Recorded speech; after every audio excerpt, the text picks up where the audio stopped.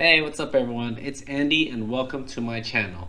I apologize in advance. I'm feeling a little under the weather, so I may sound super stuffed while talking, but I definitely wanted to make this video for you guys. Thank you all for checking it out, and if you could, give it a thumbs up and subscribe for future content. It would mean a lot to me. Let's get started. In today's video, we're going to be going over ESPN's ranking of the best players in the NBA for the 2019-20 season from rank 30 to 11. Please note that we are about 10 games in the season and that this list was made prior to the beginning of the season. I'll link the ranking in the description below if you guys want to check it out for yourselves. Starting off with rank 30, we have Devin Booker. I personally think that he should be at least ranked top 20, but I'm sure this has something to do with how bad the Suns did last season. His previous ESPN rank last season was 31, so he did go up one ranking. ESPN explains, will Booker find a way to make his teammates better and win? Phoenix's struggles haven't been all Booker's fault, far from it. In 2018-19, he averaged career highs of 26.6 points and 6.8 assists, and now he's on his fifth head coach in as many seasons. However, at some point, if Booker is going to be a star, he will have to lift the Suns to more than 21 wins, the number he has averaged over his first 4 seasons. Moving on to rank 29, we have Tobias Harris. He has been a great pickup by the Sixers and a much-needed shooter along with some ball handling other than Ben Simmons.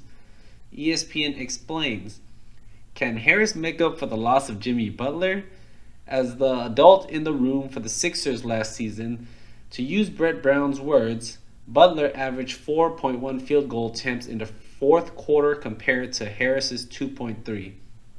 With Butler and his closing abilities now in Miami, can Harris and his freshly minted 5-year, $180 million deal assume that role for a Philly team that is big on talent but small on shot creators? For rank 28, we have Trae Young. He proved a lot of people wrong last season with his shooting and leadership and will continue to grow into an all-star. ESPN explains, Young is a ferocious scorer and offensive mastermind, but in his sophomore season, he will need to address his greatest vulnerability, defense. His defensive real plus minus of minus 4.74 in 2018-19 was the lowest rating for an NBA starter in 5 seasons. While rookies often struggle to grasp the physical demands and nuances of NBA defense, Young must get up to speed if he aspires to lead the Hawks to the kind of success his brilliant offensive gifts portend. Next up on rank 27, we have Jamal Murray. Murray and Jokic led the Nuggets to the 2nd seed in the stacked Western Conference last season and did so with the help of their overall talent on the team. ESPN explains, it's a two-parter for Murray. What and when? Does the next evolution of his game look like, and when is it coming? Year 2 to 3 is traditionally an important developmental stretch for a young player, and Murray took significant strides last season. Coach Mike Malone praised Murray for his poise, ball control, and generalship of the young Nuggets. But for Denver to move up another rung in the Western Conference, Murray needs to start scratching the surface of being a star. On to rank 26, we have D'Angelo Russell.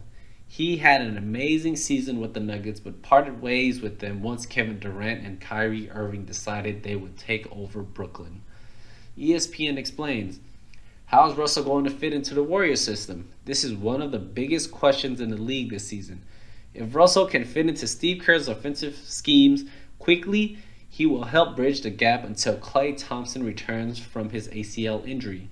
If he doesn't, Russell might be headed elsewhere before next season as the Warriors try to find their way without Kevin Durant.